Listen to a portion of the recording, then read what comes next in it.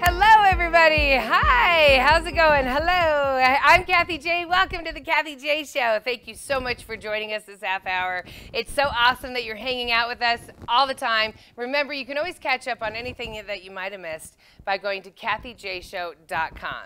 Okay, so today we are talking about flying away, flying far, far away from here and never coming back. I'm kidding. We have to come back, everybody. We're not talking about going anywhere like that. But we are going to talk about flying, about aviation. You know, it's something that you might not think about, but I used to all the time because I grew up as an airline kid. Like, both of my parents worked in the airlines. In fact, that's why my mom and dad moved out here from LaGuardia, was because my father got transferred out here from Delta Airlines. So when my mom, when she went back to work after we were a little older, she went back to work for Continental Airlines. So airline talk was at my dinner table practically every night. And I've flown enough since I was a baby. I've flown alone when I was 8 years old. Like, I have flown enough to know, God bless our pilots, okay? We've all seen that cockpit. Y'all kind of walk by when you're entering on the plane and you're like, it's like a cruel joke. There's things you got to keep this way, this thing, the knobs. Oh my God, it's like, what's your vector, Victor? Like, we've all seen the movie Airplane, and it is ridiculous what happens in there. Nobody can, how do you keep track of all that? Pilots are in a whole class by themselves in the skies, everybody. They are in such a trusted position that in extreme cases, they can marry people, maybe even help them write out a will. I don't know, but that better be a very extreme case. But you know what? How crazy is that? And you know what? It's safe to say that flying a plane, it's more than just learning a skill, because you're about to learn today that if you're a pilot, you have to devote your entire life to that skill. It is straight dedication. It is your identity. It is who you are. My guest today was so dedicated that he got his pilot's license before he got his driver's license. Please welcome pilot and aviation lawyer Joe LoRusso to the show, everybody. Hello. How are you? Thank you so much for having me. Oh my God, Joe. Ever since we heard your story, we are so excited to have you. Okay, so let's start with you're a Colorado kid. Yep, born and raised. Up in Fort Collins? In Fort Collins. That is awesome. Okay, but there's not a lot of LoRussos up in Fort Collins. So your dad is from Newark. My dad's from Newark, yep, yeah, and then my mom's from Northern Ireland. That is awesome. And then you had the pleasure of growing up in Fort Collins. You got it. Okay, and then you stayed here. Like, did you go to CSU and all that? Where did you go to college? So I went to the Air Force Academy initially, and then went to Metro State, finished up there, and then went out to Kansas for law school and came right back. I love Most Kansas. of us Colorado kids do that. We go to Kansas and we come right back. You got it. Yeah, absolutely. So that's cool. And so your wife, is she a Colorado kid too? Absolutely. Fort She Collins. is? Yep. That's so crazy. Yep, we went to high school together. Oh, okay. So she's her high school sweetheart. Yeah, you got it. That's pretty awesome. Okay, so the cool thing that I think about that when we were learning about Joe, and we were like, what are we going to talk about, like about being a pilot? Because it's such a elite group of people, you know? But then we started hearing about Joe's background, about getting in that plane before he could even get behind the wheel of a car, and we were like, okay, this has got legs, everybody. Oh, yeah. Plus, the fact that we're going to come back and you're going to find out why he gets more nervous to go see a doctor than he does to fly a plane through a typhoon. That is correct. That is 100% correct. It's amazing what you've done. Like and you were such a kid. I mean, you're 34 years old. You got it. But when you know what you want to do, you know what you want to do. That's it. Right? It's been aviation my entire life. That is awesome. Okay, everybody. So this is where we're going to take a quick break. And when we come back, we're going to get into how he found his first cockpit. We'll be right back. Ramos Law is an official partner of the Kathy J. Show. He's a medical doctor and a lawyer. Ramos Law. What makes us different makes us better.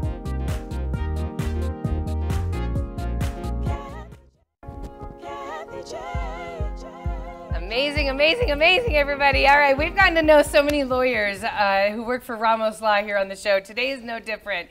We've been blessed to hear a lot of personal stories and learn how it enhances their legal work, so they're passionate about it.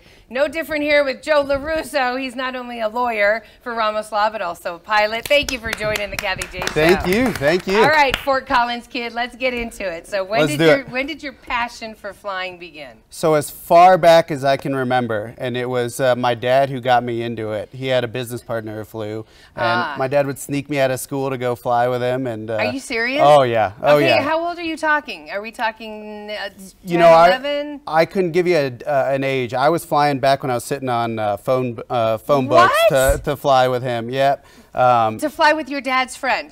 To fly with my dad's business partner. Yep. Oh my gosh. As far back as I can remember. Yeah, look at you right there. Oh yeah. Okay, yeah. so at this It's great. point, Let's show more embarrassing pictures. This is good. hey, you've come into your own. Trust me on this. Hey, so you know what here, Joe, so what are you capable of sitting in this cockpit at the moment? Could you have flown that I had a plane? pilot's license at that time. What? Are you kidding me? Yep. Yeah, that was my senior photo in high school. Are you? That was in the picture? That was in your yearbook? Yep, that was in the yearbook. Yeah.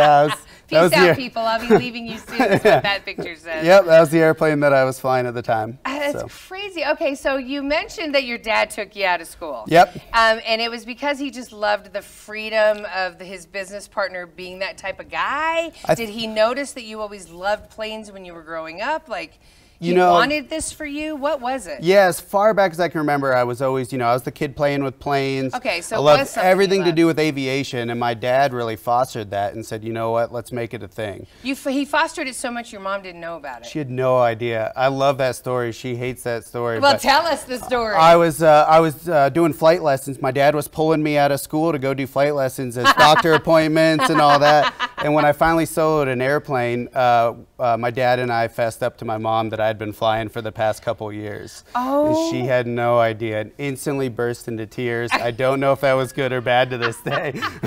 She does still often tear up when we go flying together. So. Well, she tears up because everyone, like Joe's career started with the plane that you saw there, but because, you really have jumped leaps and bounds. Joe flies weather research missions for NASA. You have flown into how many typhoons? 2. 2 typhoons. Joe is the guy that takes the equipment into the eye of the storm.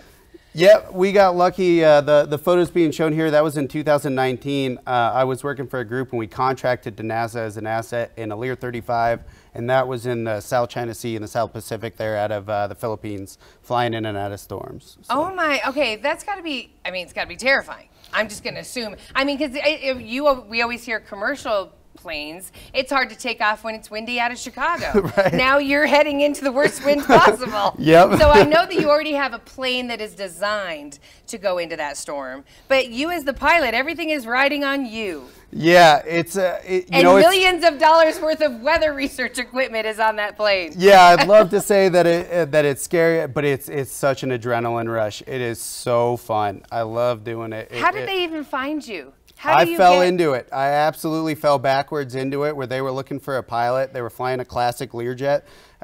There's only so many people nowadays, I guess, kicking around that have a classic Learjet type rating. Okay. And they found me through a buddy of mine, and I've been flying for them since 2018 now. So is driving a car boring? Oh, I think it's fun. You just got to get a fast car. You just got to get a fast car. You it's don't great. need a fast car. You should be in a Prius that is not a turbo. Like, you should have something that slows you down on the highway. Do all of the cops in Fort Collins know you? Oh yeah. Don't go asking them. Don't bring any of them on this couch. I think it's just amazing because you knew what you wanted to do, but once you became but did you always know you never wanted to fly commercial pilot? You never wanted to work for airlines that we all fly. Why did you know you wanted to do private and business? What do you know? Yeah, and I don't know what it was, but as far back as I can remember, I've never wanted to do airlines, and I think it was the perception of a structured or a rigid schedule, Yeah, from here to Chicago and Chicago. You don't like to the idea of a boss, do you, Joe? I don't. Please don't tell my boss. Hey, Mr. Ramos. But you do like to, so you're flying. It's wonderful, but you didn't stop just, going into typhoons. You also fly for air shows, right? Yep, I've been doing air shows since 2012, flying air shows in a 1943 Boeing Stearman. Is that what that plane is? That's correct. What's that? What's That's that a P-51 Mustang. Okay. So I do not fly those in shows. I'd love to. This is in a great friend and mentor's aircraft. He is a British fighter jet that I'm fortunate enough to fly from time to time as well. Talk to me, Goose. You probably get told that all the time. Oh, yeah. The closest I ever get, my husband has a CPAP machine that he wears at night. Same and principle. I get to say, talk to me, Goose. That's Same thing. when he puts it on. But so what's the fastest you've gone in a plane? What's the fastest speed? Honestly, so I was lucky at the Air Force Academy to get to fly T-38s. And just beyond the speed of sound in that aircraft, so almost supersonic in that one. I mean, is that why your hair permanently stays like that? That's it. It's just a fixed. This is it. It was the wind. This is it. It's perfect. But you know, it is amazing to me that you've done so much. And when did you decide? You know, there's more to being a pilot. Now I have to go be a lawyer. When did that part happen?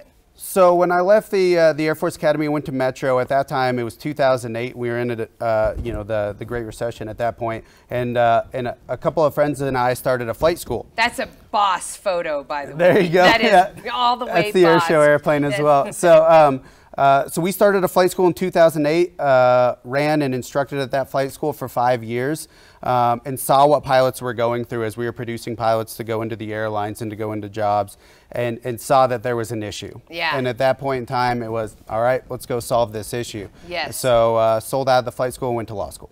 All right, and then that's when you went to Kansas and hurried up and came home. That's it. That's it. Okay, but this is the perfect break for us, because when we come back, everybody, we are going to learn about aviation law and why Joe is so passionate about it, and why Ramos Law is one of the only lawyers in the nation that actually does this kind of law. It's fascinating what pilots have to go through. We'll get into it when we come back after the break. Thank you. Joe. Kathy J. Oakwood Homes is an official partner of the Kathy J Show. Oakwood Homes, building happiness. Kathy J. Welcome back to the show, everybody. So, man, Joe LoRusso is here, everybody. Thank you so much, Joe. Joe is a pilot, grew up in Fort Collins, and now he is a lawyer practicing aviation law with Ramos Law. All right, let's get into it. I was not aware, Joe, excuse me with my mic, I was not aware of how difficult it is to stay a pilot. Because it's one thing to take the flying classes and then you become a pilot, but staying a pilot, 98% of your aviation cases are trying to prove that pilots are fit enough to fly. Medically fit. You got it. That is wild. Explain that to everybody. So pilots have to renew their medical, depending on which class of medical they have to renew their medical every so often. Okay, what's so often? Every year? So every 6 months? your standard airline pilot who's over the age of 40 is renewing their medical, going to a doctor and being evaluated every 6 months. Wow. Under 40, your standard airline pilot is going to the doctor every year. And that's pretty typical for our industry. If you're a commercial pilot, is you're going every year until you get above 40. Okay, So, and then above 40, I mean, our bodies start, they're not as pretty. So eyesight and stuff, so is that why it has to go every 6 months? Is it other, I mean? everything. Eyesight, they're testing for calcium and kidney stones, have to take a UA every single time. If you're getting a first and you're over a certain age, you're having to do an EKG. They're checking your heart every 6 months. It is exhaustive. It really is. Okay, now here's what's crazy, everybody. So you just heard Joe's story, that Joe has flown into Typhoons, that Joe has flown those fighter jets. You saw him. Talk to me, Goose. You said on commercial break, you are more nervous going to the doctor for this medical license than you are flying through a Typhoon. I'm terrified. It is the scariest day of my year. I have to bring 3 days worth of blood pressure just so that the doctor realizes that I am not going to have a stroke. That my blood pressure is normal, I promise. Because you're so nervous during your doctor's appointment, because so much is riding on that doctor. Yeah, your career is gone in a heartbeat. And it's not only your career. Pilots, this is their identity, this is their passion, this is who they are, right? Yeah, right. When you meet a pilot, it's, I'm a pilot. I'm a pilot, yes. That quick. Right. So it's not only that they're about to lose their career, they're about to lose their sense of self, their person. I mean, what do you identify when you don't have a medical anymore? So you fight for these men and women that have given their life to be a pilot, and for reasons that are obvious, the FAA has these rules on. They lost their license, but yet the person's still healthy and can fly. That's it. You represent those people that are fighting these strict rules. That's it. Okay, like you had some guy, this is, because I know you're sitting at home right now going, well, I want my pilot to be healthy. I want him mentally fit. I want him, right. He is the guy. I don't want him eating seafood before we go on an 8-hour flight, because I need to know that he's okay. Of course. But it's different, right? It doesn't have to be like that, right? You're putting too much on these pilots. Yeah. Right? Like they can't even grieve. Oh, absolutely. Yeah, there is no mental health with pilots. Pilots have to be superhuman. The government expects them to be superhuman every single day. And that's not every normal. Single time they get in We the all cockpit. have families. We all have kids that have problems or parents that are dying. We all have that. Life will hit you, but pilots can't react to that. And that's my argument to the FAA all the time is let them be humans, Yes. right? They're pilots, but they're also humans. They have Yes. to go through things just like the rest of us have to go through things. And they can. They can successfully go through things Yes. and become better and mentally fit and able and cognitively able to fly an airplane. And they should have that ability to do it again. And the reason they don't is because just one little thing, they're out. You said even like Ritalin. Someone had taken Ritalin as a child. Remember back in the day, everyone was handing out Ritalin. It seemed like every doctor was like, oh, your kid can't pay attention, take some Ritalin. And this pilot that you're representing, in one case, explain it. Yeah, 23 years ago. So the form that we have to fill out when we go and do our medical every single year, this form it's box 18, and it is the notorious box that has A through Z of medical conditions that you either need to be a doctor or you need to have absolute knowledge of a diagnosis to get through this thing. It's anything from stomach trouble to have you ever been diagnosed with a mental disorder. Right, which is all of us could mark boxes in there. Then there's a box that says, have you ever had medication? Ever.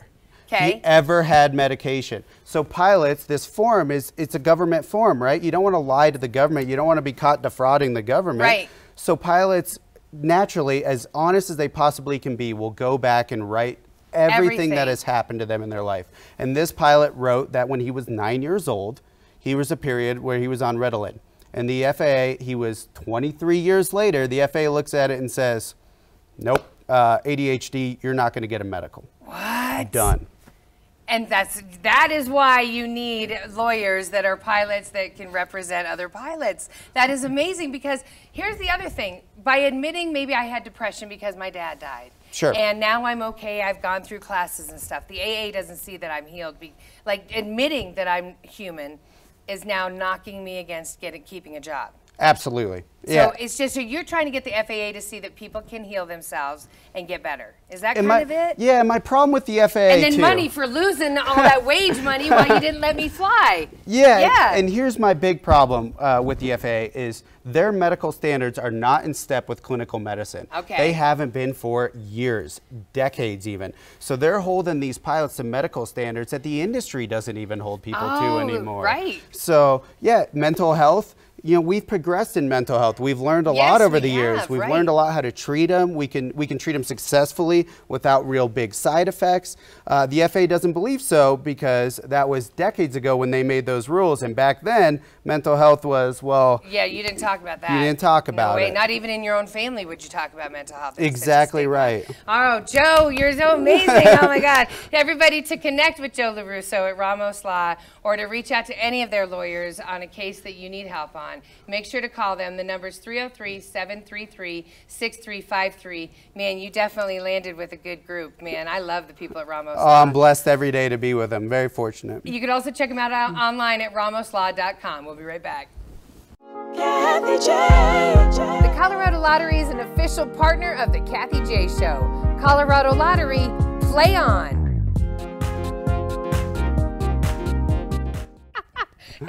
Welcome back to the show. I was just telling Joe this would be me in the cockpit. That's it. Because you're just guessing. Who knows? Welcome back to the show, everybody. We do have to leave. That half hour goes by so fast. Amazing. But Joe, I just want to say thank you very much. And I have to assume that there's no there's no people wanting to be pilots out there with all these rules. Yeah, we're facing a very major pilot shortage right now. Crazy. And a lot of that is because there is a fear that, you spend $250,000 getting to be an airline pilot, and then your career is gone in one medical once a year, right? Yeah. I mean, it's it's a fear to lose your career that quickly. That quickly over something that's called life. Over being a human. Yeah, over being a human, everybody. So Yeah. if you are out there, they are also looking for more aviation lawyers. Yep, to building help- the division. Yeah, building a whole division at Ramos Law because it's one of the only places in the country where pilots can get help. We do it from Puerto Rico to Alaska. That's awesome. That's awesome. Okay, so any final thoughts on what you want us to know about pilots and what you guys do? I thank you so much for this opportunity. We've This had has fun. been amazing. I hope this helps just a little bit to humanize pilots and know that we are doing it safely, but we also can go through some stuff as well and be successful in that. And get you to your destination safely. Still everybody. there. You're still gonna get there. Thank you so much, Joe. Thank you Thank for all you very you do. much. I love you. Thank you to Ramos Law. Everybody have a great day. This is amazing.